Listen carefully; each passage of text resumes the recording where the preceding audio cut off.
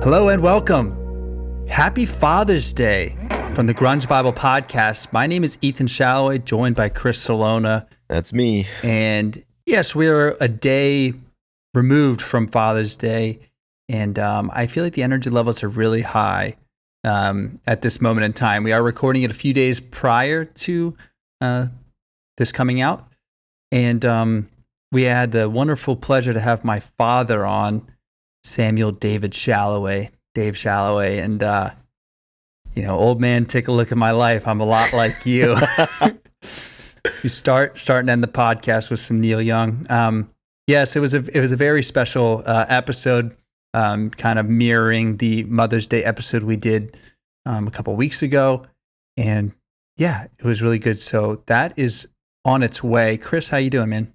I'm good. This is a busy time of life for both of us, I think, with just a lot on the schedule. But as we talk about here in the episode, you don't just spend time. You invest your time, and I'm glad that we were able to invest our time in this. And these types of episodes, the Mother's Day episode that we did with my mom, and then this one that we did with your father.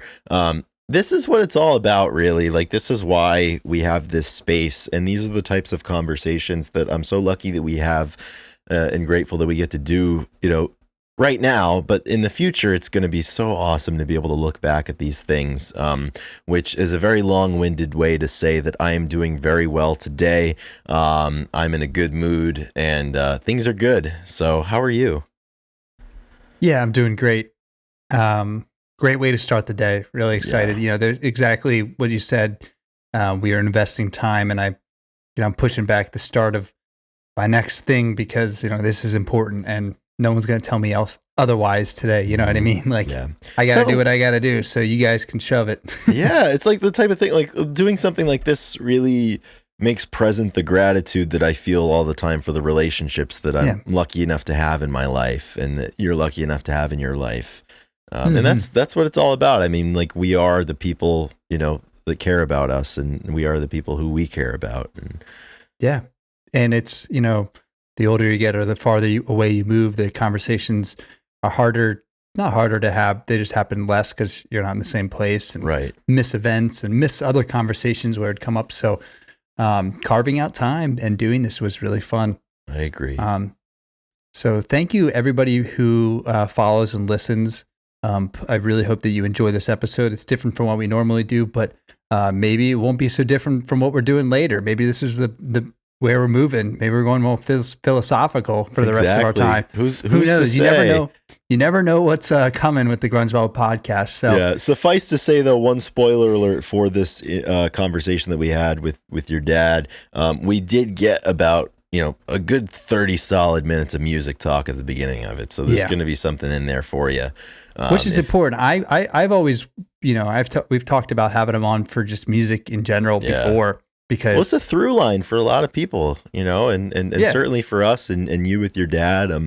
I can count the number of times that we've been listening to something and you're like, oh yeah, like this is, we used to, like, my dad had this, and we used to play it, back when we were kids and everything. And, like, I always think of Rush, for example, or Chicago, two big ones, I think from that era, and that he passed on to you. But yeah, music's just, it's a through line, and it's always great conversation whenever, groups of people are passionate about music.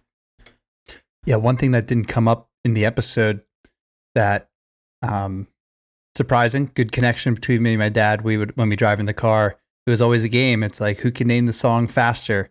First one to come on. And usually, or he would just be like, who is this? And I'd be like, I'd go through, like, who does it sound like? And I'd take a guess, and then he said, no, it's this.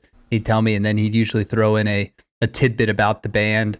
Like, Chicago, like, the guitarist was really good, but he passed away, sadly, blah blah blah. And there's a ton of anecdotes in there, but always kind of guess the songs and stuff is something that I do now with people all the time. Like, you know who this is? Like, now I'm like, oh, this is Eddie Vedder. Like, you should have known. Like, time to inform you. So so the last thing I'll say too is, in the episode, he brought up he said a lot of things in life is caught, not taught.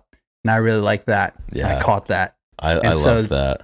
So this episode, we kind of go different places, but I'm sure there's something that if you're listening and you think about it a little deeply, you're going to catch something that maybe it wasn't directly like advice being given, but when there's anecdotes and there's small things like they have a meaning that's maybe not explained black and white, but if you catch it, you can learn something. So yeah, it was a very enjoyable time, and let's roll the tape. Roll the tape. See you guys next time.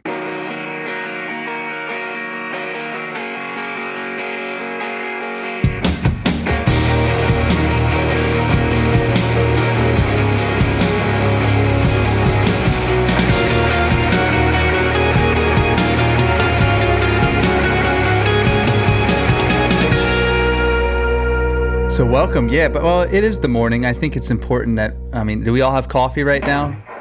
I know I've got just a little bit left. A little iced coffee. Yeah, I had a free one at Dunkin' Donuts, so I had to take advantage of it. That's what we do when we drink or when we record a podcast in the morning. And we are joined by my father today, Dave Shalaway. How are you doing, Dad? I'm doing well. It's a beautiful morning. Beautiful morning. And Chris, how are you? I'm good. I'm a little tired. I watched the Red Sox and the Phillies play last night. The Red Sox got a nice win up at Fenway Park, but taking care of all of the traffic obviously on the way back. It was a little bit of a later night and an early morning, but that's why I had to go with the large cup of coffee today. Large black iced coffee? Yeah. Oh yeah. No cream or what? No cream. Well, I got the cold foam at the top because I wanted a little bit of a treat. So that they put some cold foam at the top, and then I just licked it off like a heathen. Like a dog. And then I drank the rest of it.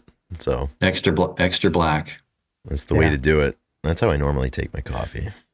So if you listen to the podcast a few weeks ago or a month ago, we had Chris's mom, Carlene Salona, on, and it was a wonderful experience, a wonderful talk. And again, same like last year, we wanted to have her on and then potentially my dad on. And this year, we actually followed through on both of them, which is great. So we had them both on the podcast, which is fun. And you're not the first Shalaway other than me that has been on the podcast. Quinn has been on once. He has, nice. That's right. Like within the first 6 months, I think. And we did we just talked about live music that we'd been to, and Quinn talked about the music that he went to. In what capacity? Surprisingly, we went to a lot of stuff back in the day, a lot of Dirty Heads and a few other things, and it's so funny to hear him talk about music, though. It really is. Well, that was the thing, because I was in town at the time and we recorded at Quinn's office because he has the podcast set up. And I think we did a couple of episodes that week, and the condition on using the space was that we would have Quinn on for one of them.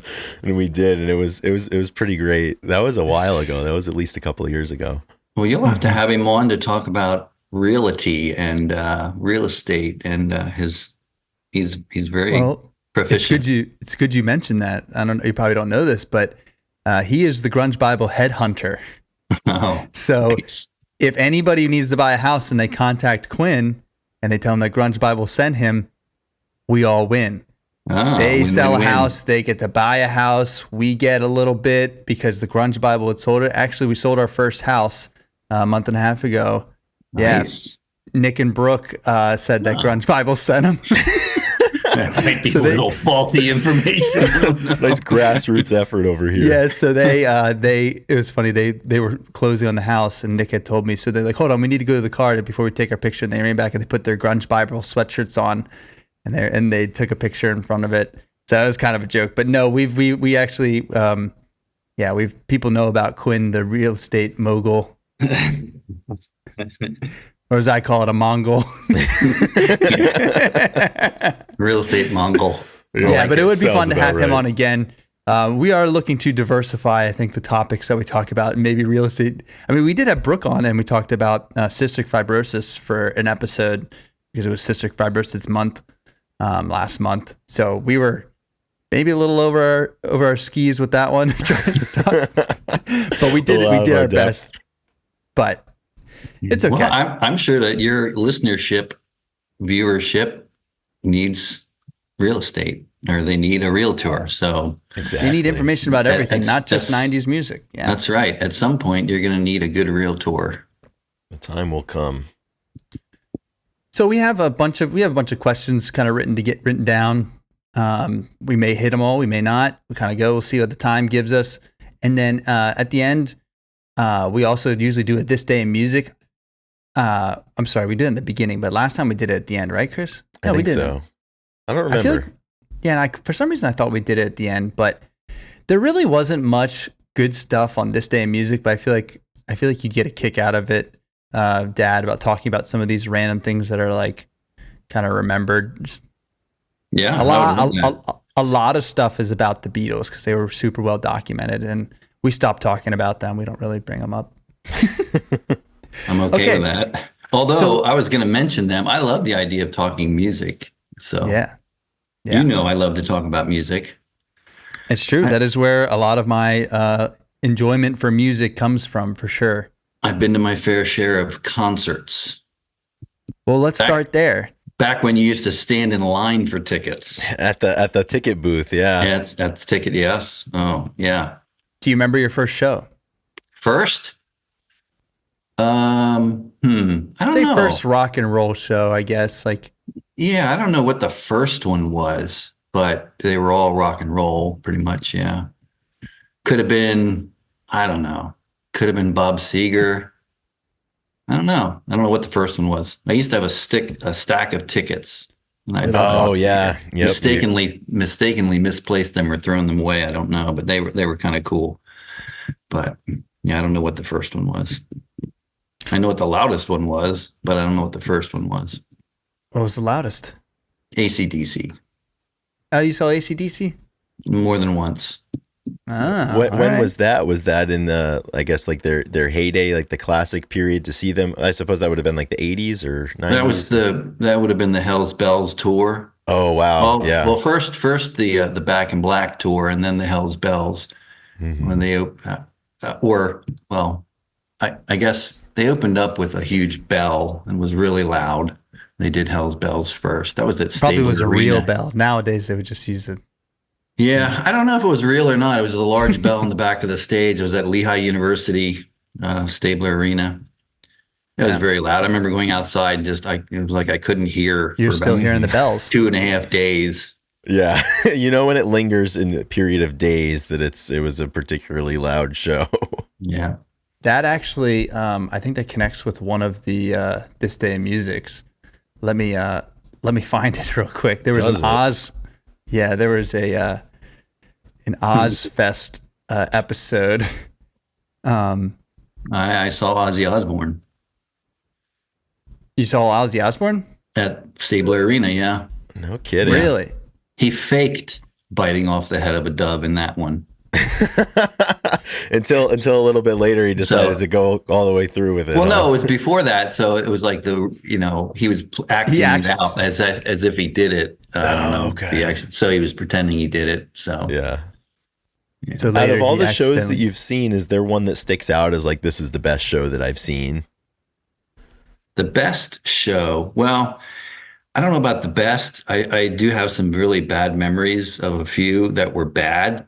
The best, I mean, they were all really good. The ones I sat closest to in the Tower Theater in Upper Darby, that's a great place to see a concert. I will actually, like 6 or 7 years ago, well, it was 2017, went to see U2 down in Washington, D.C., and that was a really, really good concert outside at FedEx Stadium. It was really, really well done. Probably the most recent, therefore it sticks in my memory, but I've also had some really bad experiences at concerts. Absolutely. Haven't we all? Yeah. The U2 thing must have been interesting because I've never seen them, but from what I hear, like they do a lot of like production for their shows, and it's kind of a big spectacle. And I feel like that's as much of an experience, obviously, as it is hearing the songs. And was that the Joshua Tree, like 25th anniversary or something? 30th anniversary? 30. Yeah. And that's obviously a great album. So, I mean, they play it front to back that night, probably? No, they didn't start with it. But then they got into it. They started with Sunday Bloody Sunday. Good way to start. Yeah. Just from silence into the drums. It was really good. Yeah. That was one of the first Iconic songs I tried to stuff. learn on the Yeah. drums back in the day. Lumineers That was like the opened up for Sphere. them. Oh, Oh, really? really? Yeah. Okay. Yeah. So I've Yeah. never seen the Lumineers. Quinn's seen the Lumineers. I'm pretty sure. Like. Well, everybody obviously else has. Quinn has seen the Lumineers. Yeah, exactly. I saw him once. Well, you know why everybody's seen the Lumineers? It's because top level patron Doug Endy texts about once a year. But anybody need tickets to Lumineers? I bought 4 and I don't have any. I can't go anymore. But that includes almost everyone. So Anybody want to see The Offspring? Anybody want to see, like, half the shows back in the day was like, yeah, Doug has tickets, so let's go. I'm not That's kidding. incredible. Like, he still does it. I feel like he just sent me one. It's so funny. He's like, any interest in seeing? And then it's a band that I haven't quite heard of, and or a band that you may not have interest in seeing. it's amazing. He's a trooper. He's always on the lookout for tickets. Yeah, that's incredible. I love that. The one was really funny for the Lumineers. He did it was like a meet and greet, a backstage thing, and he's like, Oh, he had the whole thing. Yeah, he's like, someone's getting married or something. He's like, I can't go. I was like, dang it. But so how many shows do you think? I mean, this is interesting. Yeah, I mean, I like hearing about this because what is your general say? Let's do overview of music, how you got into it, a little bit of how it changed. You know, when grunge came in there, we got to talk about grunge a little bit. So is there like a simple timeline to like what you were into and why? And then when you got a little bit older, why some of the taste changes? Because, you know, we talk about that a lot, how our taste changes constantly, especially when you're spending so much time with the music that is, you know, I mean, I feel like talking about it. Maybe if we didn't talk about grunge as much, we'd like it more still. Something like classic rock. Like I can't get off classic rock. And then also because a lot of the people in the genre, fans of the genre, like I don't want to say haven't moved on, but there are a lot of people that love listening to The hits are hits for a reason. Yeah. And there's a lot of good music going out, and a lot of stuff changes. So let's hear a timeline of kind of like your music intro. Well, quick thought about the hits are hits for a reason. We just driving. I still like to listen to the radio because I hear things I wouldn't hear if I'm only listening to one of my lists. But Goodbye Yellow Brick Road came on, and I said to your mom, Carol, I said, this song is 50 years old and they're still playing it, and it sounds great. I'm not an Elton John fan per se, but great Bernie Taupin, great writing, and it just endures. It's because it's so good. Because when I was growing up in the 70s, they had oldies stations, right? And oldies stations was music that was less than 20 years old. It was 20 years old and it was called oldies. Now we're listening to, and like, you don't even hear that anymore. It sounded so outdated. Now we're listening to music that's over 50 years old and it sounds really good. So music it really grew and developed, which I think is in large part due to the Beatles and Led Zeppelin. I mean, the two of them, I think, are the two biggest changers of music. And I think the period that I liked the most was the 70s, and probably maybe 68 to 70 or 83-ish, but the 15-year period, they kind of go in 15-year periods for me. And I think what I liked was that it just seemed fun. Classic rock seems fun. I think they took their cues from the things that the Beatles tried to do. I never liked the Beatles growing up. I wouldn't listen to a Beatles song except for Hey Jude because it was always the last dance at a school dance. Classic. That's where I got it, everybody. We talk about how we don't like the Beatles, and I said it's definitely from my dad. It's hereditary. There's a few bands that I just don't. I just like. Yeah, I never really listened to the Rolling Stones. You know. No, except for Give Me Shelter. Yep. There's just no reason. But they just were in Philadelphia this week. Hey, and this another we finally classic got over dad. it. Yeah. You finally got over it? Yeah, it was Tuesday. I was like, I'm tired of hearing that the 80-year-old Stones are playing Tuesday night. Just get him in You and have out of to town. wake them up at the break to come back on. No, Yeah. I don't, not a fan, definitely not a fan of the Stones. The Beatles, though, I come to appreciate, because when I listen to the Beatles, I realize how much they did that was just so innovative. Hmm. Very innovative. And then I can see that being done or replicated in everybody's own way in the music in the 70s. And it was fun. And it was like the way that every band was able to explore their version of doing things, like just screaming was a new thing almost. And Right. like all kinds of little things and drum solos and I think that the 70s, the classic rock of the 70s was pretty positive overall. It wasn't angry. It wasn't, and it was just lots of fun. And I think that's why it endures as well. So, Yeah. Yeah. I um, mean, that's when they were coming out. Like, I think about that time. It feels like the first time you hear a song, you love it the most or whatever. And it's like new.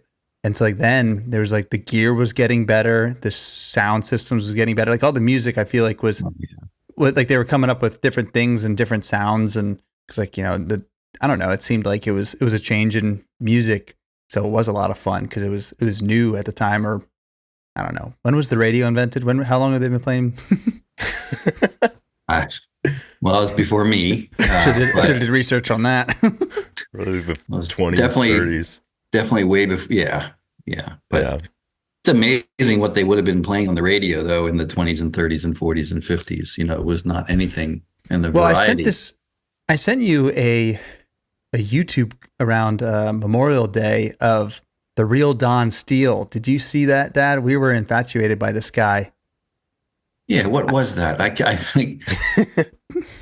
Chris, do you want to elaborate the real Don Remind. Steele? Absolutely. So he was a very famous disc jockey from a Los Angeles radio station in the 60s and 70s. And evidently the station that he was at were kind of pioneers on what they termed at the time boss radio, which I guess using the term of the day, boss just meant cool or hip or anything. And that was kind of like the first radio station and first point in time where they kind of used the formula of like playing the hits. The DJs weren't really speaking for that long. It was quick ads, quick hits of different bits. Jingles. That the DJs There were would jingles. Jingles, and you go right back into the hits in heavy rotation. And that obviously, I mean, I think that strategy and that style really informed, I think, a lot of how certainly people in the 60s and 70s started to get introduced to music. And even to this day, I mean, that's just how radio works. And I feel like, all of us, and, Ethan and I are probably the last generation that, like, you would listen to the radio in the car, and that's how you learned about music. And, you listen with your parents in the car and everything,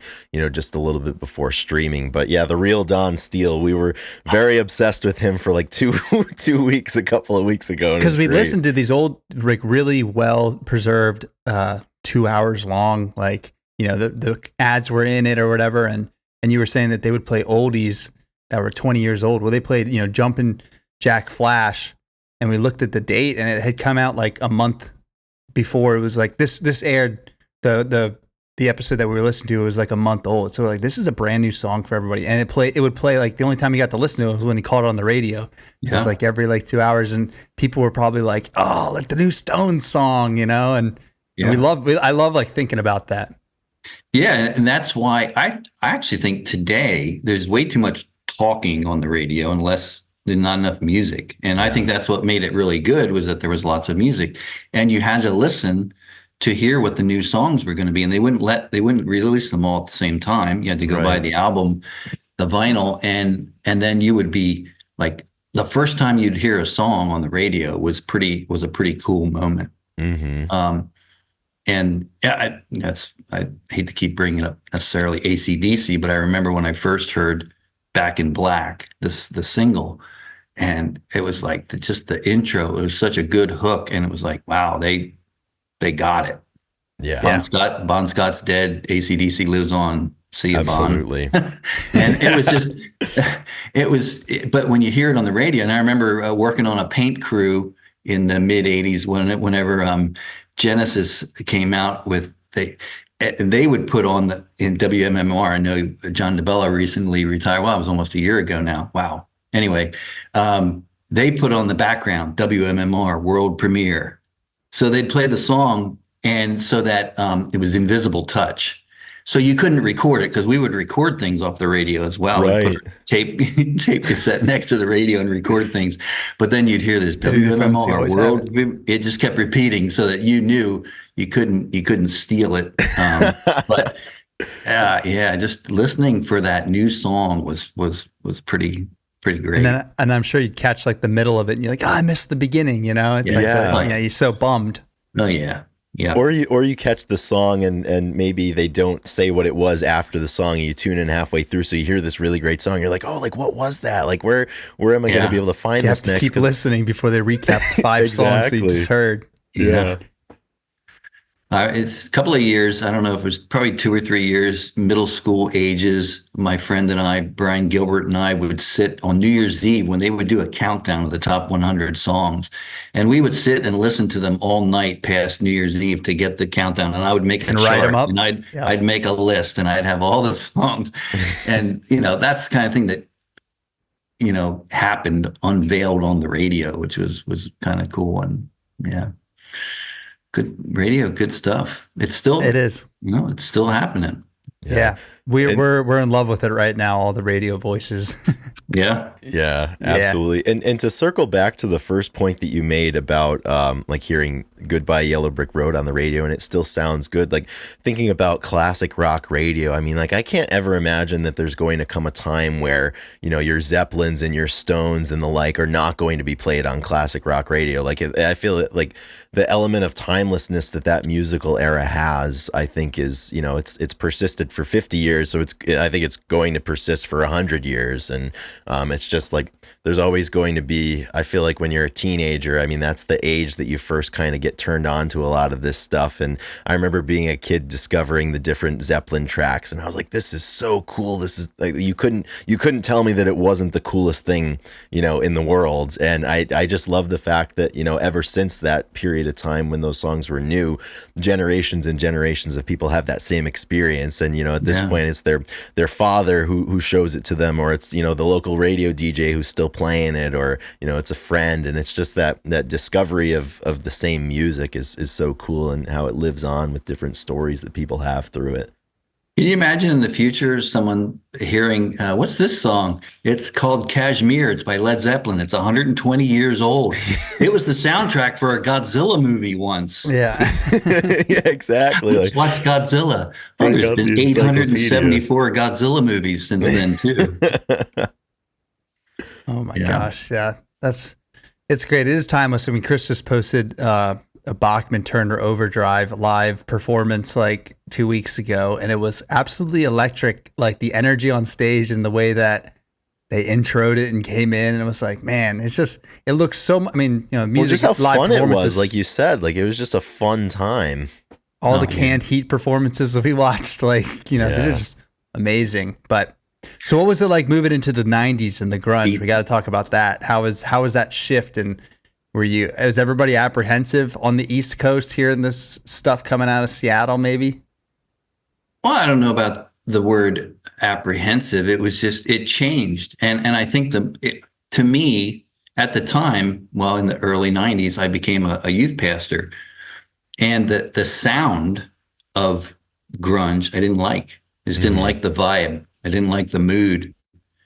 And I never liked it then. I've come to appreciate the musicianship and what has done. And I've thought, well, some of those songs would have fit into classic rock had they been produced in the 70s. Right. But some wouldn't. And I think what I didn't like was the mood of it. That's how it just didn't feel good. Now, and it's, which is, very valid. There's like you said, the classic rock was all very happy or upbeat. I mean, I know there's a lot. Well, it wasn't necessarily happy, but it definitely had a different vibe. It just felt different. And that was somewhat conscious and intentional. But coming out of the 60s into the 70s was one thing. And then coming out of the 80s into the 90s was another thing. And it creates different art, creates different music. And it was what it was. And it had the effects it had. I saw the effects it had on teenagers too. Yeah, absolutely. So it bothered me. And I'm sure, especially like being a youth pastor, I mean, the kids who, that you would see through that, I mean, they were probably fans of that music at the time. And, Yep. Every generation of kids is always a little different, and they're informed by obviously like pop culture and art and just like the societal conditions at that time. And, to kind of follow that through, like all of those things kind of have an effect on one another. Yep. Yeah, for sure. And Yeah, one of go the ahead. youth group, I was gonna say one of the youth group kids was Andy Engelman, and he's a big grunge fan, and he's in our band Three Leg Dog or Merchant Also Copy. a veteran of the Grunge Bible podcast. We had him on once. Nice. Yeah. He had one of his band versions was called Uncommon Urge. And Nice. it was they were good. He and Brian Rode and whoever the drummer was, the drummer of the day was. So talking about the big four, Alice in Chains, Soundgarden, Pearl Jam, and Nirvana, what are your thoughts about when it was going on? Did you have one that you liked a little bit more than the others? Based on mood, I have my guesses, but where did you lie? Well, no doubt, Nirvana was at the bottom. I was just gonna say we locked them into the fourth slot. I'm more a fan of Weird Al's versions of Nirvana songs than I am of Nirvana. So no, I didn't like Nirvana at all. And I probably wouldn't have been. I like Man in the Box now. I don't. I just wasn't a fan. I just didn't. Who else? Soundgarden, Alice in Chains. Who's the other one? Pearl Jam. Pearl Jam.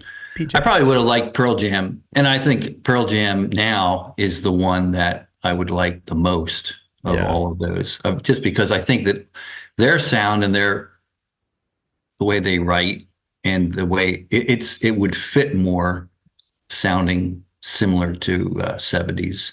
Totally. It could have fit. It could have fit. Yeah, they just had the new album come out.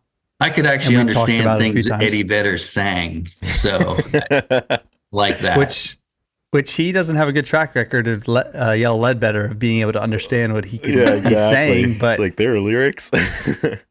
But his newest album, I don't know if you've listened to it, Dark Matter, but it has a lot of, I said it sounds a lot like U2 at times and Tom Petty. It has this classic rock kind of, the band is really tight the older they are, and they're really, leaning into the musicianship of it all. And, because Eddie's voice is getting older, so I think they're doing things a little bit differently. I mean, he still kind of rips, but it's a really well done album. It just, it sounds like, U2 and Petty and some other bands like that.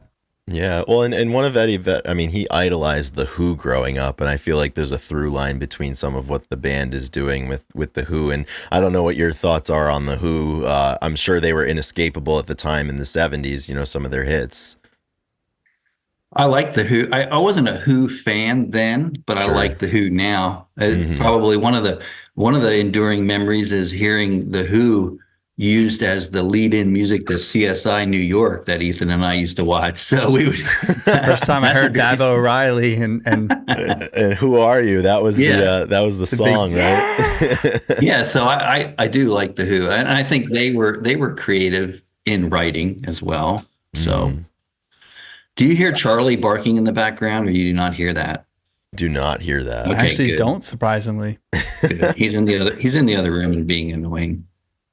That's Charlie is particularly a fan of The Who, which I think is why he's barking. We're talking about yeah, you heard it come up. He wanted to have his voice heard, his thoughts on The Who. Yeah. So just wondering, how many episodes of the Grunge Bible podcast have you listened to over the years? And which ones are your favorite? It's not really fair. You're just calling me out. If this is 169, it's probably 10%. Probably 10%. I really like the Big Lebowski episode, and as I said, I like the top 10 all-time art athletes. I really like that one. That I laughed a lot at that one. Those are our two best. I don't know, but I like them both. So they're probably my two favorites. That's awesome. Yeah. All right, so now we'll move into some more of the Father's Day stuff, and it's cool that we can have this. Like I said, I think the Mother's Day one was really special, and it's nice because you record something like this and you always have it timestamped. You can look back. So, I guess one of the first questions was, what was it like to have three boys growing up in the household, and kind of being in charge of three lives of crazy boys? Well, listen, can I do this? Can you Yeah, predict what I'm going to say? I got to let Charlie out or he's going to eat his way through the door. All right. So you predict what I'm Absolutely. going to say for 10 seconds. I'm going to let Charlie out. yeah, that works. Oh, I would say he said it. He's going to say it was quite the adventure. He enjoyed every moment of it, but it was probably really challenging at times. And I don't know. I'm actually really excited to hear what he says. Yeah, it's always interesting just I feel because like I I'm feel freezing like up. like you and your siblings are just uber competitive about everything. So I'm sure like a lot of different household activities carried a good bit of intensity to them because of that. Yeah, we were very, very competitive as young kids. That was definitely like we'd get very not aggressive towards each other. We picked on Elijah. I think there was some good old fashioned brotherhood happening for sure. Well, I think clearly they got their aggressiveness and competition from their mother. She's Yes. It's just the way she is. Yes. Um, Over the no, that's top. yeah. Well, that was one of the things that we always said was that mom is a flower, dad is a rock. You got to treat the flower like a flower, and you can climb on the rock, you can do whatever to the rock, but you got to be nice to the flower. I think growing up with boys, nothing ever really. There wasn't anything that smelled good. Lots of bad smells. Not much leftovers of food. Um, there was no girl drama, not in the sense of dating, but just, Carol often said, I'm so glad you have three boys and not three girls, because she knew what it was like growing up with all girls. So it's a different kind of household, no screaming.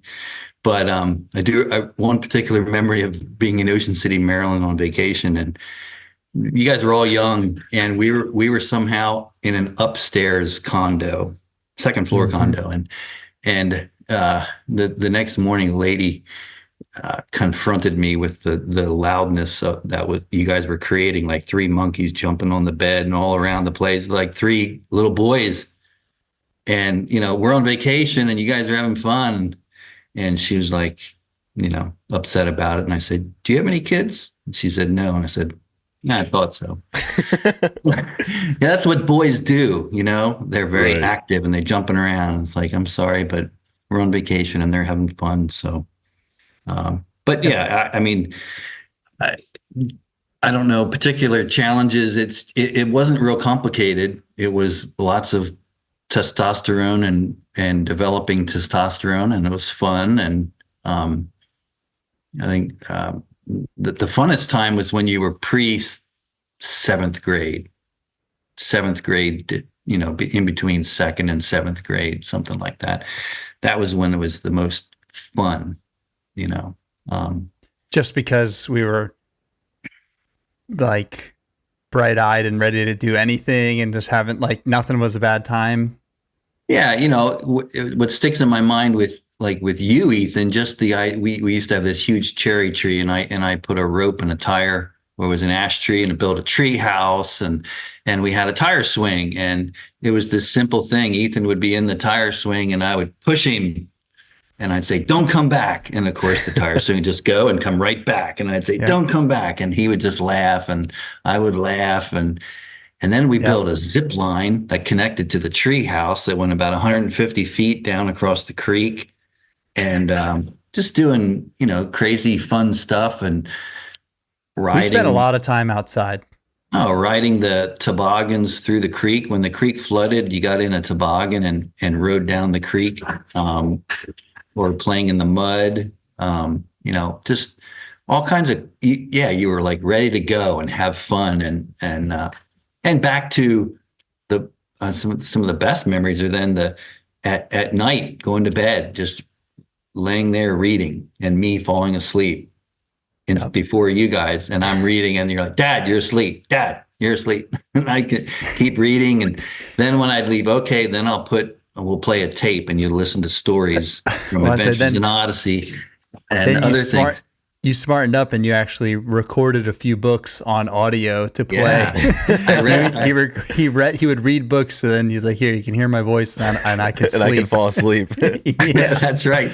That was a time trilogy or time warp trilogy or Time Warp Trilogy. Yeah, that got us Those- to the Outer Banks a few times. I think we listened to that a few times. So I just read those and then replayed them. That was great.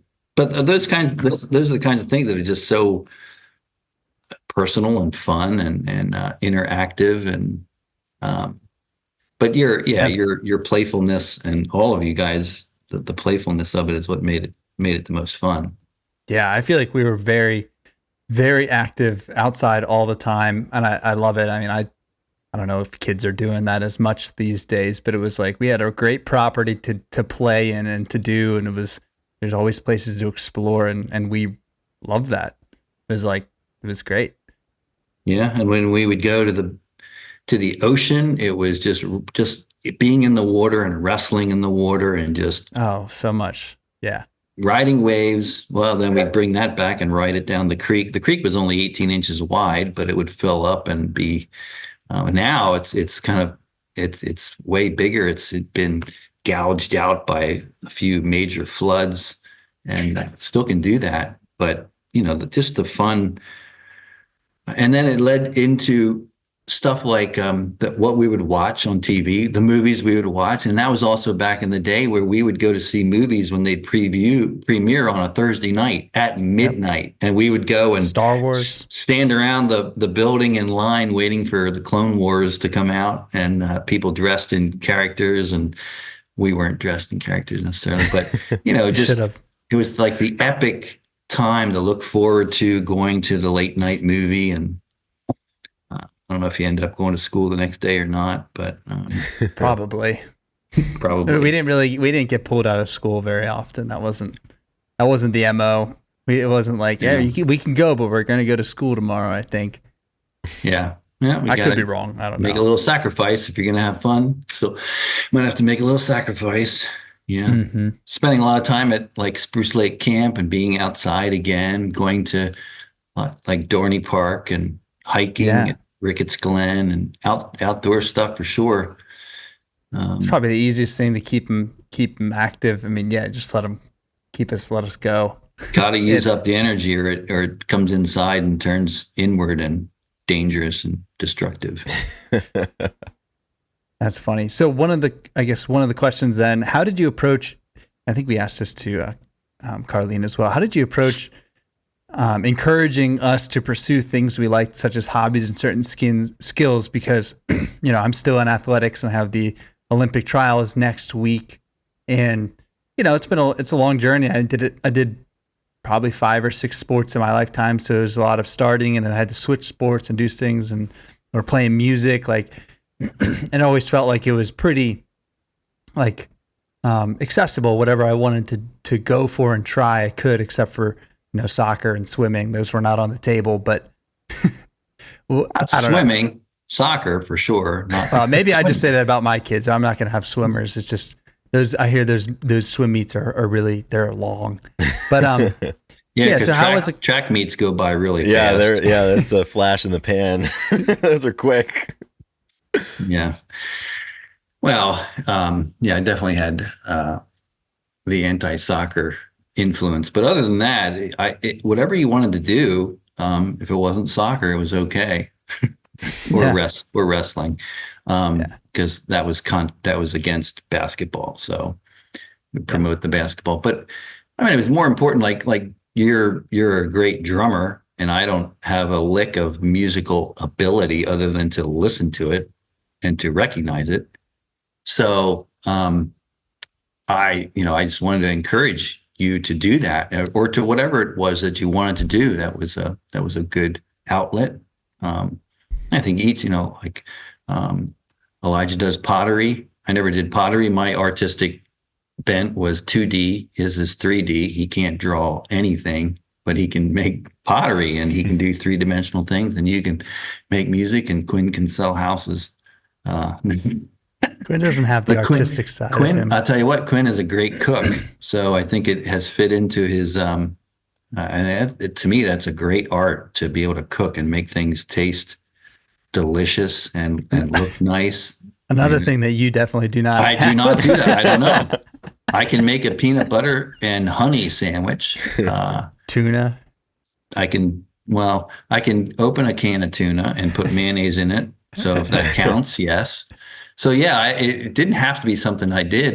But I wanted to see you guys do what you like to do. And so I don't know. I don't know if that answers your question, but it didn't have to be something I liked. Of course, I loved basketball and I liked to coach basketball. I coached all you guys playing basketball. And then eventually I kept coaching. You guys got out of it. And then you all helped me to some extent coach, which was great fun when you helped coach. You not as much because you were always away, but Elijah and Quinn helped me coach. And I love that. But there's something great about, and I think the coaching part, and I think a lot of parenting is a bit like coaching. It is just teaching fundamentals, learning to love the game or learning to love whatever it is you're doing, and then giving encouragement to do it, and then having to officiate because there are rules to play by and everything. And so those are all the best aspects of a coach. And I love to coach in sports. I love to coach basketball.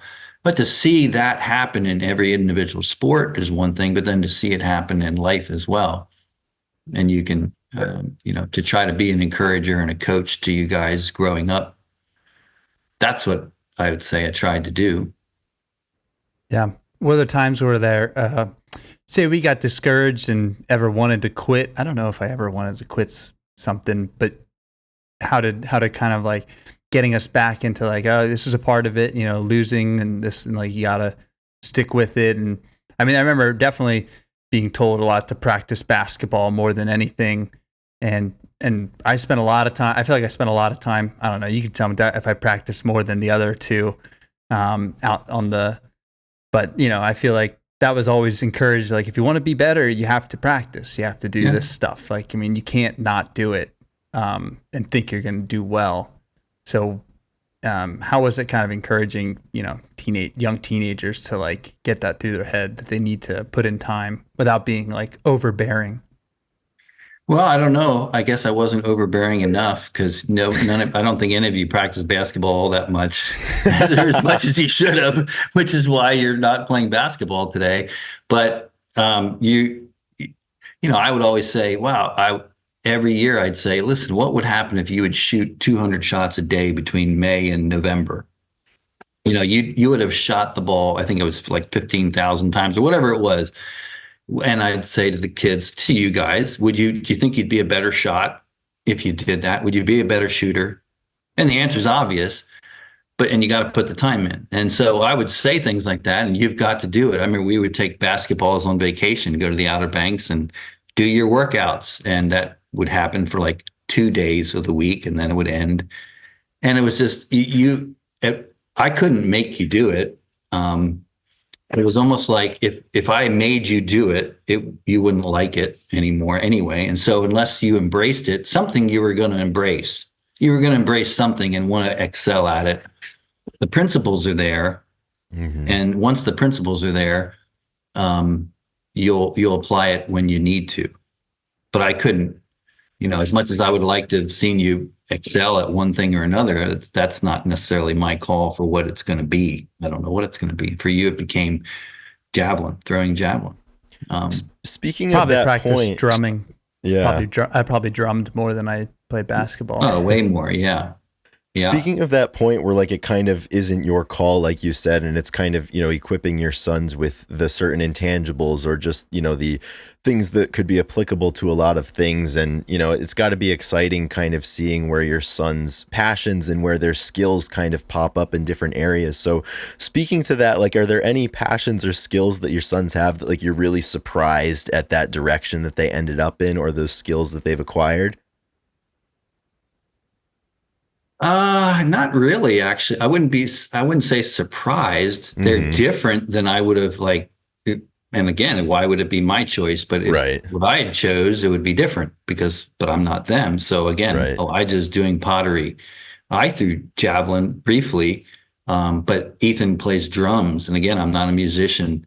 and Quinn cooks. Those are just the three basic examples, but they're very much things that I don't do.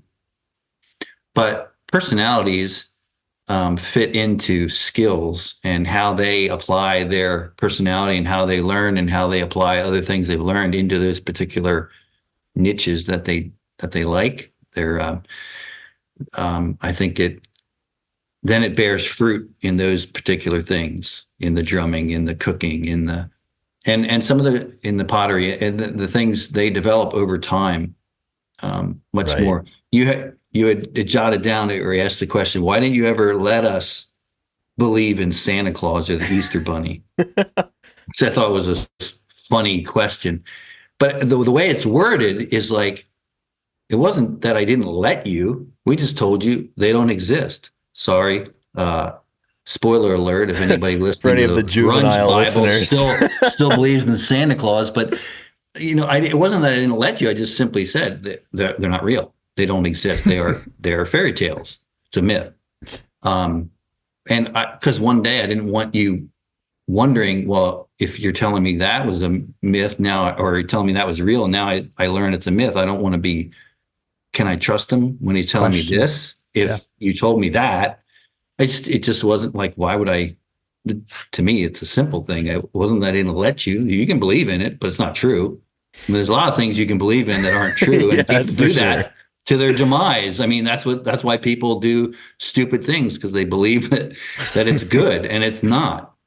So bad beliefs, bad ideas have consequences, and consequences bad have victims, and so that's why. But it forcing you to do something. Back to that point, forcing you to do something doesn't usually end up great. So, but teaching principles and ways of going about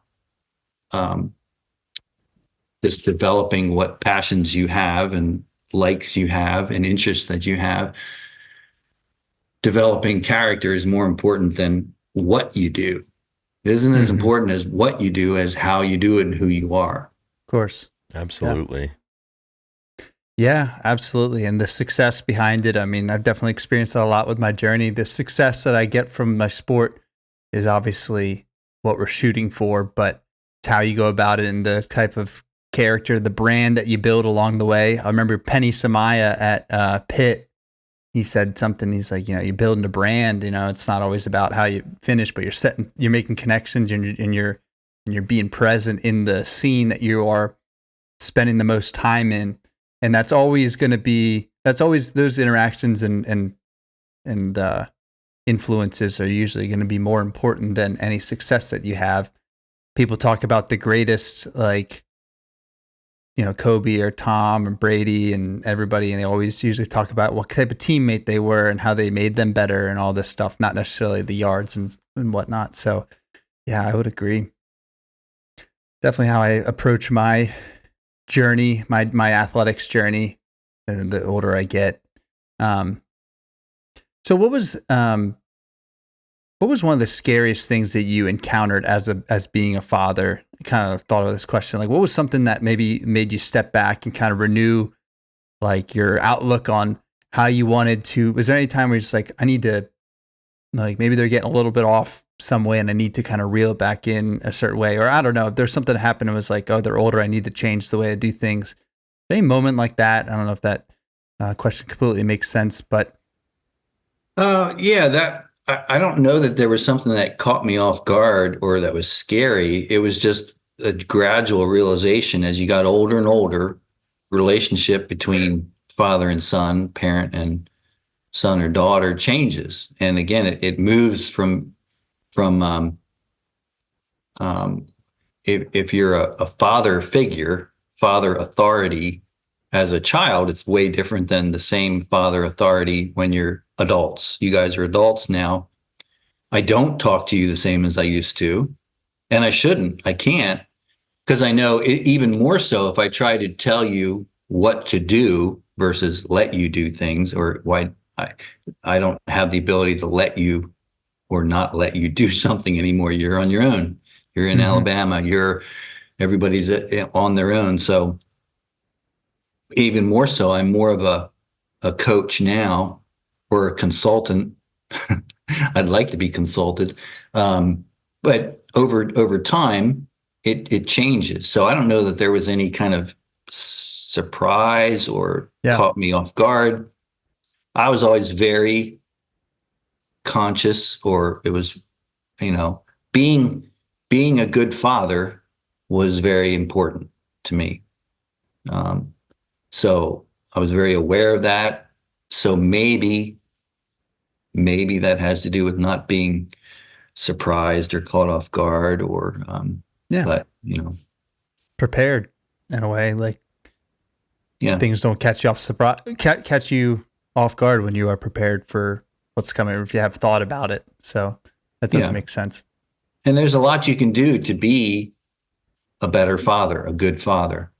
And I think a lot of people don't prepare. They don't care to prepare, which Yeah. applies to all of these things we've been talking about. If you care to prepare, you will do much better in the long run. Yeah. And things won't scare you or allow, up the creek without a paddle type of thing. And Yeah. so I guess that kind of definitely moves into like a deeper question that I have, because there's probably a lot of listeners, and one of the things that we talked about often is, I'm very thankful for my family dynamic, everything we've talked about, our, mom, and everything that we have. My brothers are like the most important thing in my life, along with my family in general, but like having two brothers that I'm very close with is always going to be so important. So, but there's a lot of people that are listening, a lot of people in this world that don't have brothers, or they lost a parent early on. And so, we know that you had lost your father when you were 16, correct? Yep. Yeah. So how did, that's, it's a tough, that's really hard, and I just want to say, like, how, for the people out there that don't have a father and now maybe they are in fatherhood, how did that experience kind of shape how you approached being a father? Are there lingering effects, just kind of a general advice out there for kind of both sides of the spectrum, I guess?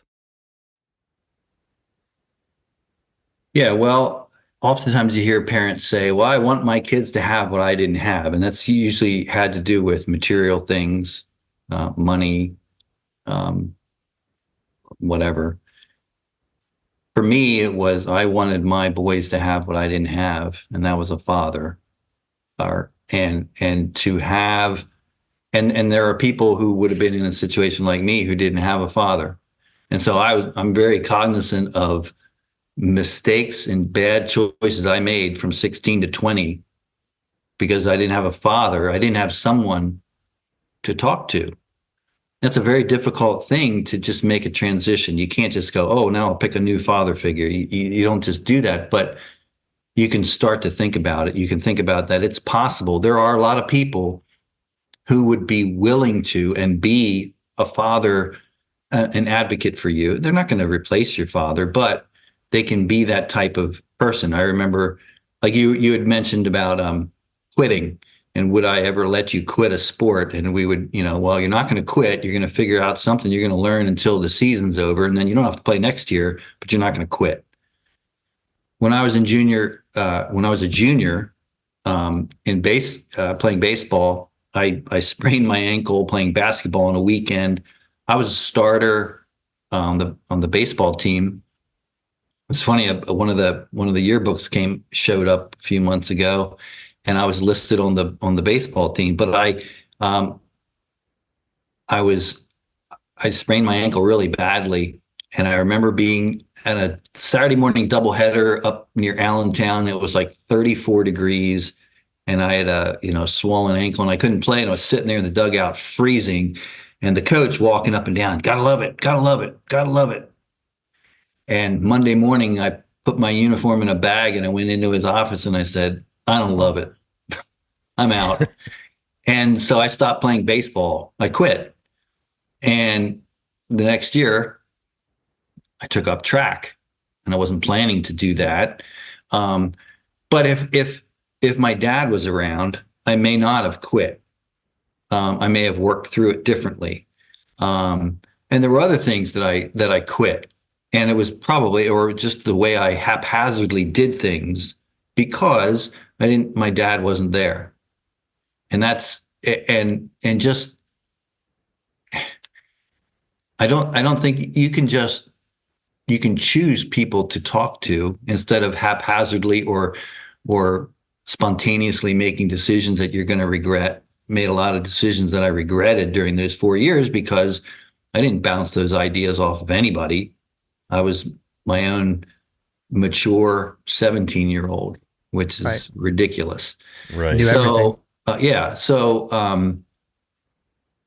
my dad was 55 when he died. So I was very, again, aware and intentional about trying to give you guys, or be there for you when you needed that, whatever that was, without me necessarily pushing it on you, but being available and being ears, being able to give advice, being able to listen. And that was one thing I, clearly was absent, missed on my part. And even when my dad was alive, it wasn't like we sat down and talked a whole lot about things. He worked all the time. He was a World War II veteran World War II veterans didn't talk much. They didn't talk about the war. They didn't talk much. He would come home and work in his garden. He was a tax collector. He was very busy. Mm-hmm. And then he died. So, I didn't have a lot of interactions with him. So my goal was to be interactive with you guys and to not have a vacancy in your lives. Mm-hmm.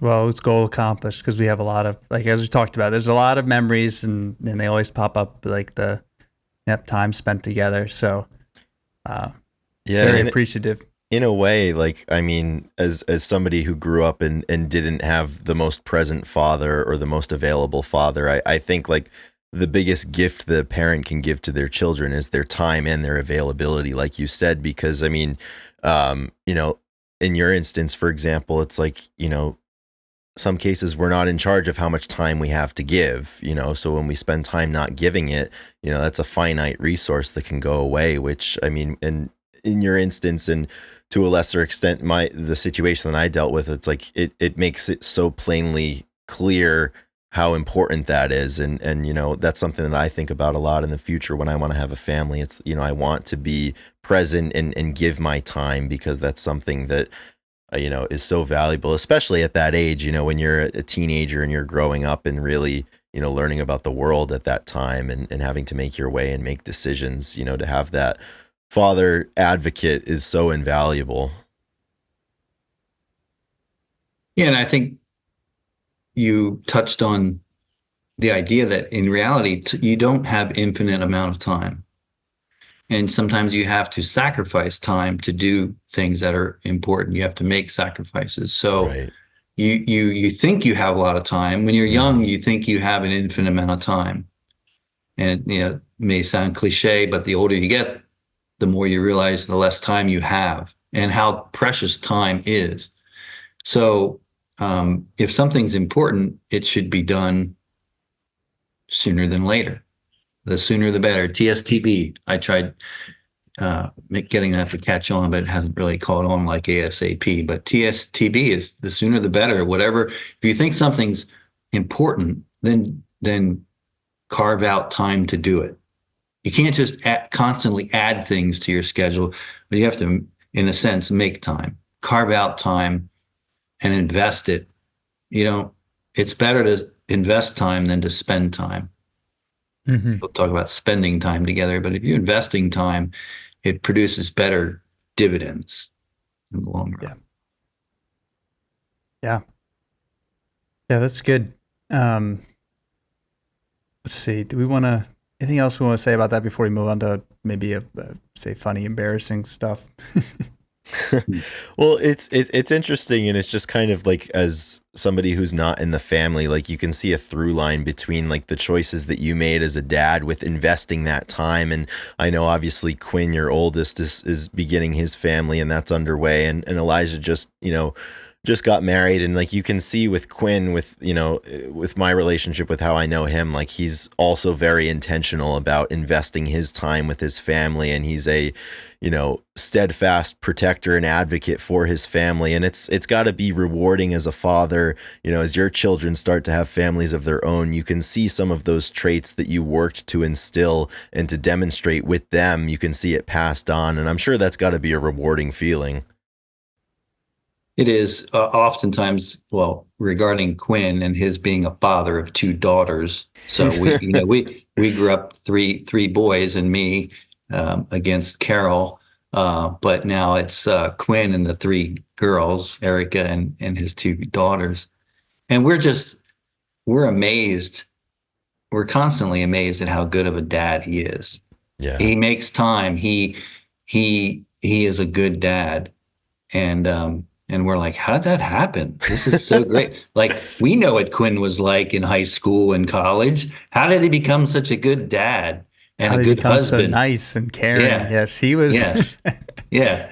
So the three of us. Think about the litany of things that he did to you and Elijah. And now, so those things don't go, I don't think, again, in the long run, they don't go unnoticed. They don't go unabsorbed. More is caught than taught, and I'd like to think that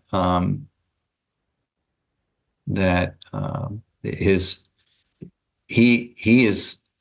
We're just so pleased at the kind of father, husband that he is, and you can tell the proof is that his girls. I mean, Sadie's really little, but Juju loves him. You can tell. Yeah. And kids, they're not scared of him. It's still early, but he was, if you couldn't make it, he was our second choice, because it's also his day, because he's that's true. That's true. Could have had him on to talk, but he didn't have the wisdom of being a dad of 30 years, so of three boys, which is what we wanted to get into. Yeah. Yeah. Okay. Well, I guess we kind of talked about a lot of stories, but you probably have one. Is there something that about me specifically, an embarrassing story, funny story, something that we can maybe, I don't know, put out to the public that they would enjoy? Some dirt on Ethan. Yeah. Right.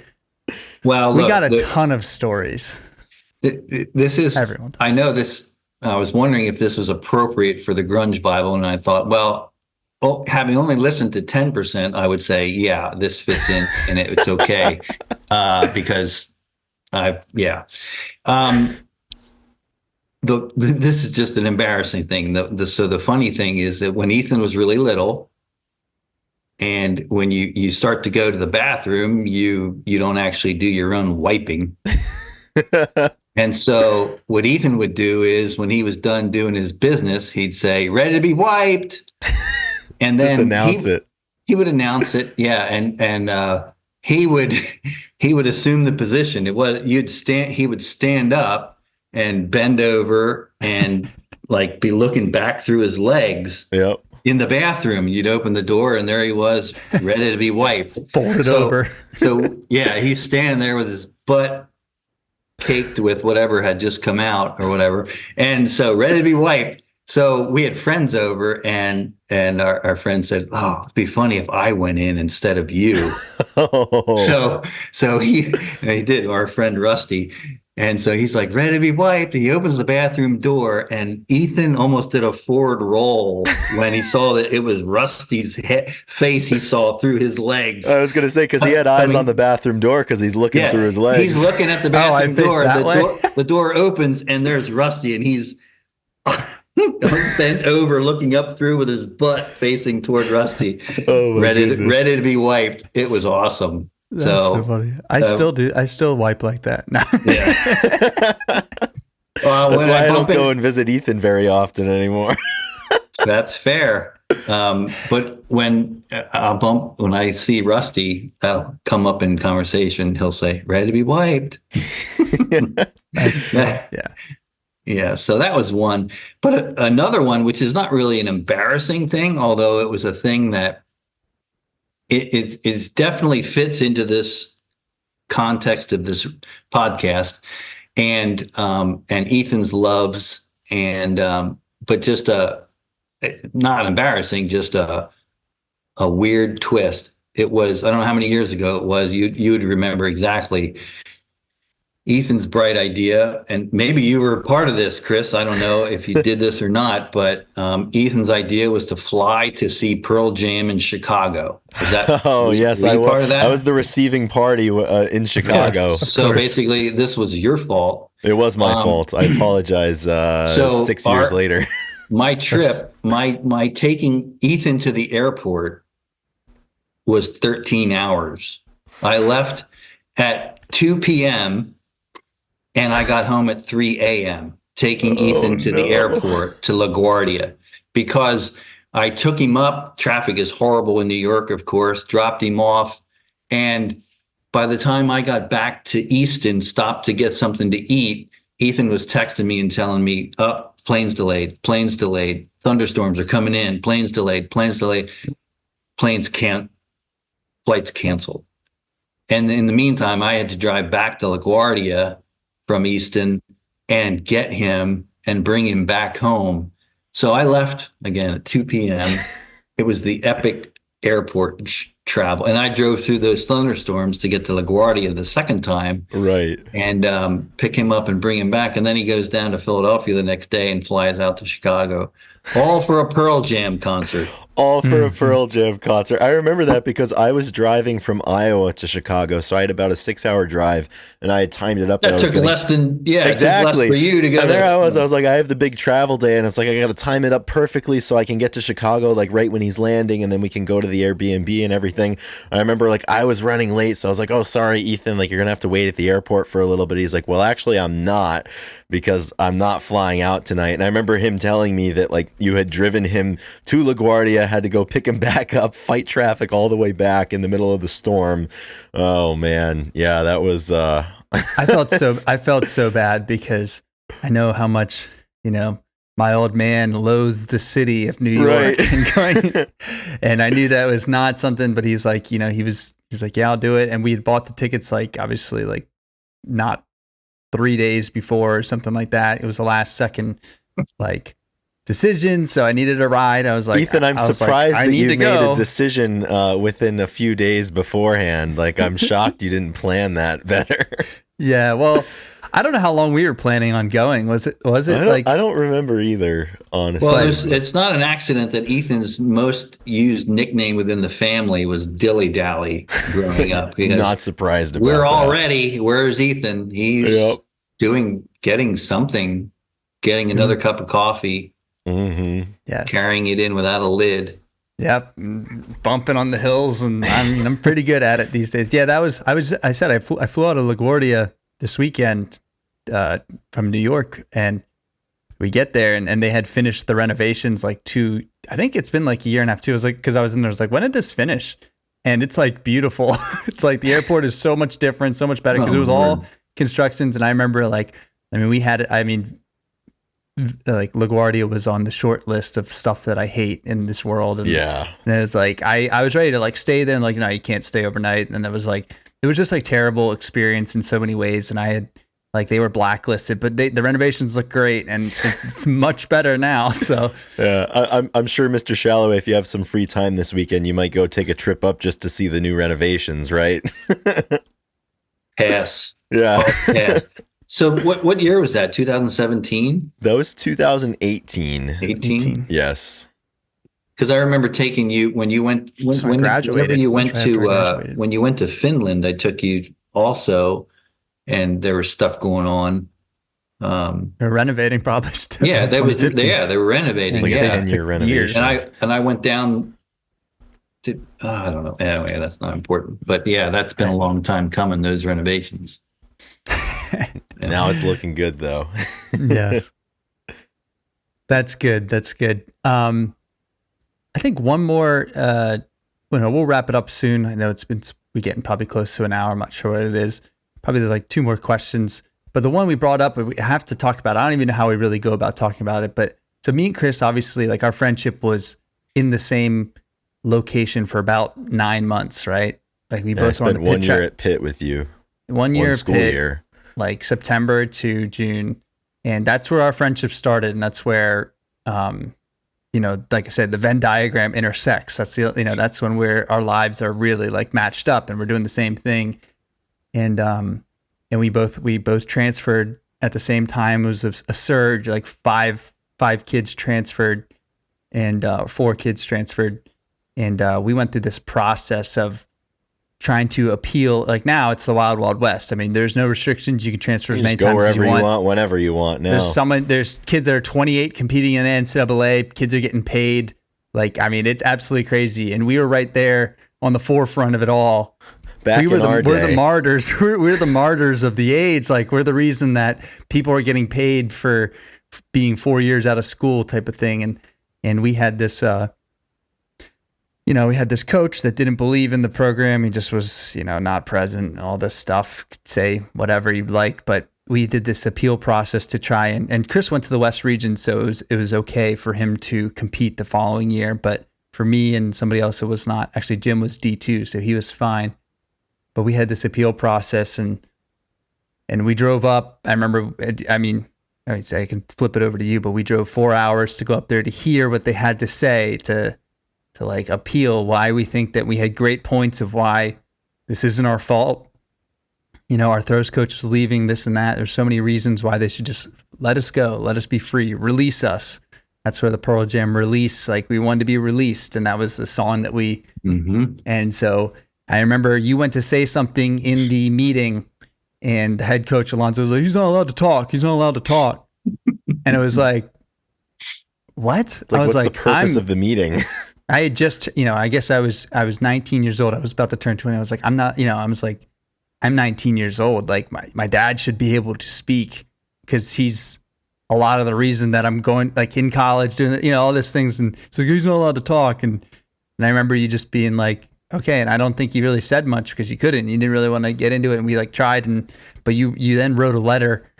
You wrote a letter to the administrations. One of the letters that, always takes a lot of time, spent a lot of time, but I'm sure it goes through there. Who knows who reads it and what happens with that. But I remember the first line was like, congratulations, you've kept your kangaroo court like connected or something. And me and Chris, I sent that to Chris. I was like, you got to read this letter. And Chris saved it. You have succeeded in maintaining institutional control. Congratulations. Yeah, read like the first. Can you read like the first few lines?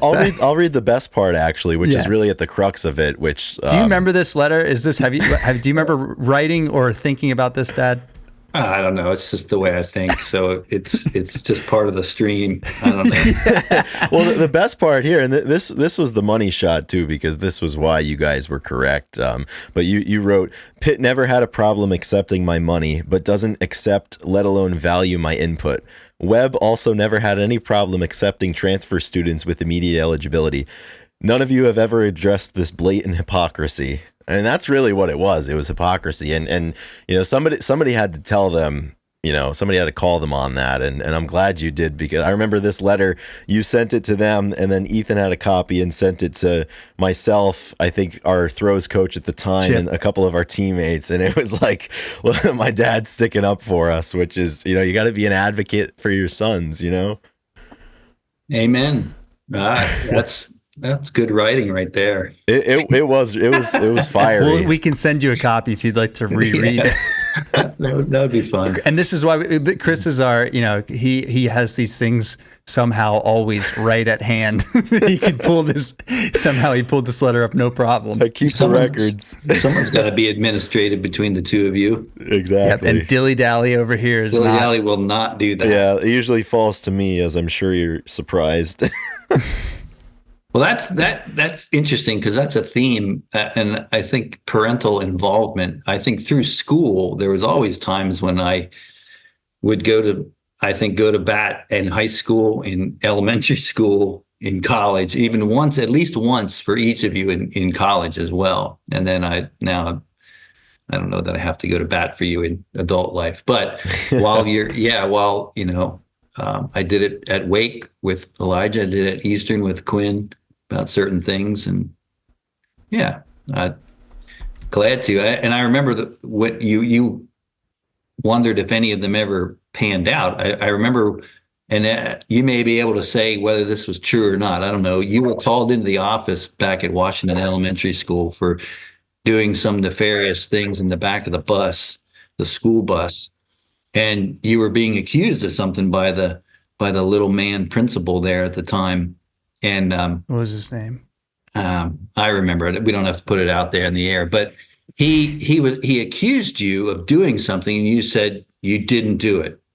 And I said, well, it's your word against his, and I believe him. I have no reason not to believe him. Then he probably got up on a stool because he was so little and leaned over the desk trying to intimidate you and me. And I said, look, he said something about having videotape from the bus. I said, well, get the videotape, because until you have any proof, we're done here. Sit down. I believe my son. And never heard about it since, because he was a jerk. Yeah. No video ever showed, huh? No, of course not, because I don't think there was video. I think he was just, on the yellow school buses. Yeah, they don't have close before phones. So I'm like, well, I'm not falling for that garbage. So that's hilarious. Seriously, I remember his name, but I won't taint this broadcast with it. No. It was something belly, I think. Something pot belly. Yeah, it's pot belly. Maybe a nickname is not his official name. Yeah. That's incredible. I love that. I have one more question for you on my list, and that would be, what is something about who Ethan is today that makes you really proud of him? Well, he's a lot like me. Old man, take a look at my life. I'm a lot like you. I'm a lot like you. Oh, how we got through the whole show, and you have to bring up Neil Young now. Yeah, I know, right? We start with the Beatles and we end with Neil Young. Probably perfect for you. Neil Young's another guy. I just cannot stand his voice. Yeah, that's warranted. But well, in some ways, I'm joking, but in some ways it's true. Not because he's like me, but he does things, and in the face of lots of adversity, perseveres and pushes and works hard when it's not conventional, which is, when before I was married, and then even in the early years, first 5 years of our marriage, I was pretty unconventional worker doing things, and it was very different. Now you've been on a long journey in going after your goals, and it may or may not pan out. Isn't necessarily the important part. The important part is who you become through it, and what you do continuing, and what you do next will become probably even more memorable about you and who you are.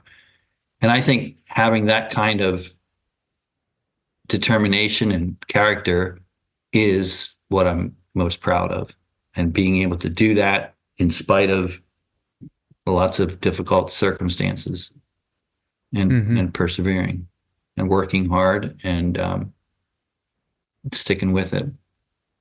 Yeah. Yeah, definitely have. I think I don't know if I'm the most like you from the Sons, but it seems like there are a lot of parallels. You are. Yep. Carol often says it. Oh, he's so much like you. She would know the best, because she has an outside view of when you were younger, and obviously my whole life. Right. That's incredible. Yeah. Yeah, and I'm thankful for it. If I didn't have that stuff instilled, maybe I wouldn't be where I'm at, and it would have been easier for me to decide to do something different. And I'm definitely like the less traveled path, and doing stuff a little bit differently. I like to stand out and have my own voice and style about things, and because I think it's important, and it helps with the legacy and all that. And yeah, I enjoy it a lot. And one thing I'm thankful for too is, you have a very creative mind, and I think enjoy events, and like I enjoy events in small group settings, and putting on like small concerts back in the day, or doing stuff like that, is always seems like something that we always we aligned with. Like we get really excited about doing like, oh, I'm gonna make a scavenger hunt for the boys. Like let me go way too in detail about what you're looking for, type of thing. And Well, if you're going to do it, you might as well do it good, and you might as well do it the best you can, whatever it is. And I think you could have quit a long time ago, and there'll be a time when you quit, not because you give up, but it's time. It's a different season. But you didn't quit because you were defeated, and that's important. And Chris, can you share the editor or the publisher quote again? This is one absolutely. that we've been talking about. There's publisher for. Yeah, so there's an author that I'm a fan of, and he was speaking about something in terms of a podcast that he had done, and he decided to end the project. And he's like, sometimes things don't end because they fail; they end just because they end. And like talking about the seasons and everything that you just mentioned. I know Ethan and I talk about that a whole lot in terms of just different journeys of ours, and I think in particular like his journey with the javelin. It's one of those things that there are seasons, obviously, and something can come to an end, and the reason for it is not because of failure or shortcoming, because like you said, no matter what happens, there's so much that you learn from it, and there's so much from those experiences that mold you, and that's invaluable. And I think he said there's nothing to be ashamed of. He's like, sometimes it's completed, it's done, and you don't need to do this big. Doesn't need to be a big thing. It's just I'm content. It's completed. And I think that's why it's not about in a false way of saying that everyone's a winner. You're only a winner when you win in the way that you do things. You can't control outcomes. It's another thing I always said coaching. You can only prepare, learn, and grow and compete. You can't control the outcomes. And sometimes you win and sometimes you lose. And that's the way it is. And there's only a small percent, the higher up you get in competition, the less and less winners there are, ultimate, winners of events. Yeah. So just by sheer math, it's not always about who the winners are, but everybody can grow and grow the way they necessarily should throughout whatever it is they're doing. So they can become stronger and grow in character, whether they come in first place or do qualify for the Olympics or not qualify for the Olympics. It's only such a small percentage. But all the things that you take from that, they can either make you stronger and better and apply to the rest of your life, or you can be bitter and it all in how you take it in. That is what will determine who you continue to grow into becoming, kind of man you are. And I think that's reality is you're on the precipice of having to make those kinds of decisions at some point with injuries and seeing what you can do and how you handle that. There's lots of good things ahead. Don't know what those exact results are, but lots of good things are ahead. Don't know what they are, and don't know where they'll be, but it will involve you. So that's the constant. The variables you can't control usually. You can only control what you can control. Yeah. Yes, it's exciting. Next week, you'll listen to the next week's episode. It's going to come out a day after. It's going to come out a day after the Olympic trial finals, and we're going to record it later this week. And I'm going to talk about it all, but it's not going to come out till afterwards. So it's nice because I can say maybe exactly how I feel going into it, but no one will hear it until after. But we did it once. Was it last year? Or was it a couple of years? Yeah, I think last year we did the same thing. Yeah, so that'll be a good one to do. Yeah. Well, I think that's an important. Have you guys ever heard of the book, The Road Less Traveled? I've not read it. No. It's a good book. M. Scott Peck wrote Yeah. it. Good book, but it describes that attitude of, when you take the road less traveled, it requires more, but the results are always worth it. Absolutely.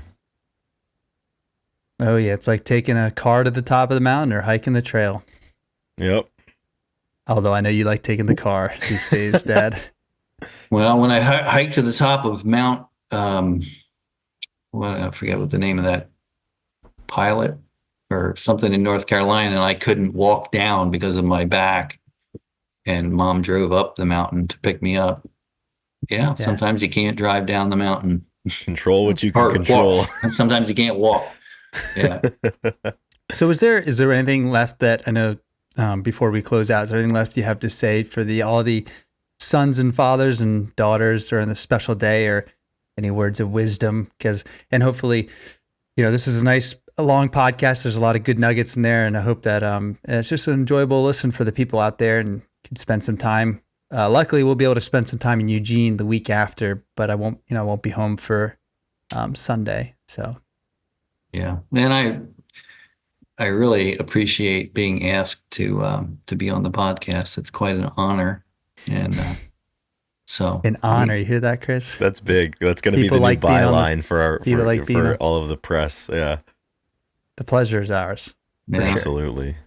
We like having guests, especially ones that we like. No, we like exactly. We've liked all of our guests, but I don't have as unique a voice as Patrick Warburton, but I'd like to think that I added something to the show. I would like to share my kind of Father's Day. It's a non-exhaustive list of axioms surrounding fatherhood wisdom. So it's seven things that it's things that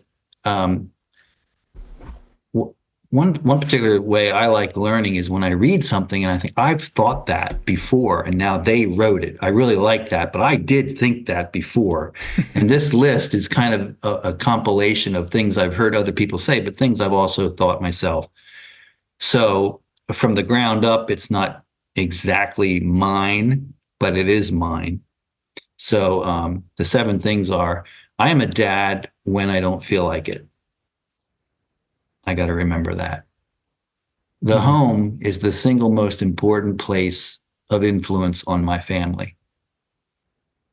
The single most important place of influence. I remember when Rayfield Wright, former offensive lineman for the Cowboys, was inducted into the Hall of Fame. In his induction speech, he said, parents are the windows through which your children see the world.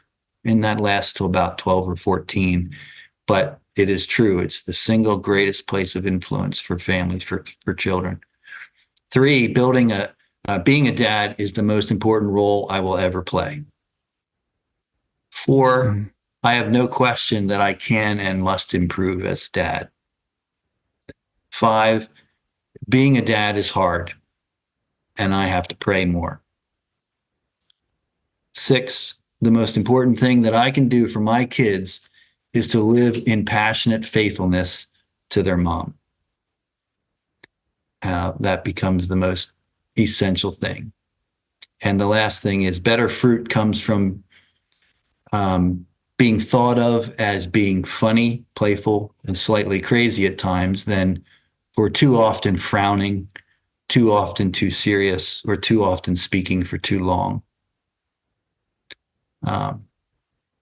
It's non-exhaustive, but those are some of the things that I think that, if applied, can make fatherhood and family and being a husband better. Yeah. I love that. I think that's a great list of 7, something we can share with everybody. I'm glad it's on here. Perfect. I guess I need to make a list as a kid, right? No. Well, that would be a fun list to read. Yeah. It could just mimic a lot of what you said, but awesome. Well, thank you so much for coming on and taking time. Glad we got some music in there in the beginning. I know we went a little bit long and then we got to the Father's Day stuff, but that's just good conversation. That's what happens. Go a little bit longer. We've had pods go over almost 2.5 hours, so we're good. Yeah, this one could be closer to an hour and a half. Yeah, I think so, just about. Thank you so much for doing this. Happy Father's Day. I know we're recording this a few days earlier. And also, I just would like to thank you and your family as a whole just for always being so kind to me and taking me in whenever I'm in the area as one of your own. I really, really appreciate it. And, my friendship with Ethan has brought so many great people into my life, including, the entire Shalaway family. And you guys are great. And I really appreciate the fact that I've gotten to know all of you. So thank you so much for that. I really appreciate it. Well, you're more than welcome. We enjoy whenever you're here. And we've gotten to meet a lot of very interesting people because of Ethan. I'm sure the list is long. Ultron was at the meet Sunday. Oh, yes, man. yeah. He's an interesting He showed up. one. He was 15 minutes away and he showed up. He was there. That's awesome. He was ready to be wiped. I told Elijah to give him a hug for me. He's awesome. I love that. He's going to be at Jab Fest, hopefully. Awesome Ultron. Great Ultron. Awesome. Well, thank you everybody for listening. Thank you, Dave Shalaway, for coming on the podcast. I look forward to being together in 2 weeks or a week from now when that comes out. And then I come home for Jab Fest. It'll be nice to come back to the homestead, as we call it. Indeed. Hopefully Chris will be there as well. I'm not sure if we talk. Are you hope to make the available trip? Was it on the 12th? 13th? 13th. Okay. 13th. Yeah, we'll see about making that happen. Very good. All right, everybody, rock on.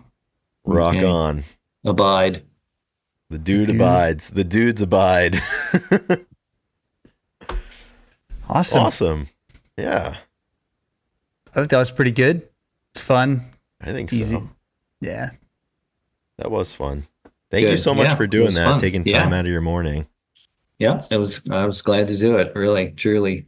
So glad you asked me. Appreciate it. It'll be good. Now I said we have it.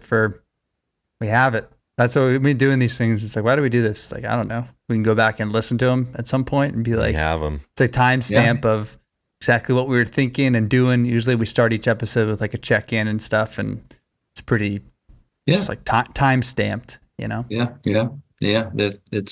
It's great when I find things I wrote. I don't have the videos. I wrote things and I read them. They are good timestamps. Yeah. Like the letter to Pitt. Exactly. Exactly. All moments in time. They endure. They sure do. Yeah. Sweet. Yeah, I think so. We're gonna record the pre-roll. Yep. And then it'll come out Monday morning. So I'll send you the link too, and we can, I'll share it with the brothers and them. Be fun. Yeah. Since I won't be home, what are you guys doing for Father's Day? Croquet golf? Was that this week? Well, we're going to play Saturday morning, a friendly, but not Sunday. Sunday we have church, and then we actually have a softball game, a doubleheader, and after that we'll go out to eat or something. Quinn's going to go to New Jersey. I'm going to play golf with Quinn tomorrow. Nice. So that's great. All right. That's it. This was a good Father's Day gift. I know. That's what I was hoping for. And my, yeah. Maybe there'll be some other gift I can work in there. Hopefully. I hope I bring something. Well, you'll be there in Oregon, so hopefully we can share a Father's Day gift there. That's the goal. Yeah, that would be awesome. Yep. Absolutely. All right. Well, I hope to see you soon. And thank you once again. This was a lot of fun for me too. So you're welcome. Good. See you soon. See you in Oregon. That's the plan. I'll send you the Mother's Day. You should listen to that too. It's a good one. Yeah, we'll do. Cool. Right on. All right. Gotta go let the dogs back in. Absolutely. Who let the dogs in? I let them out. I gotta let them in. Roxy's been knocking on the door since I let her out. Oh man. Long past due.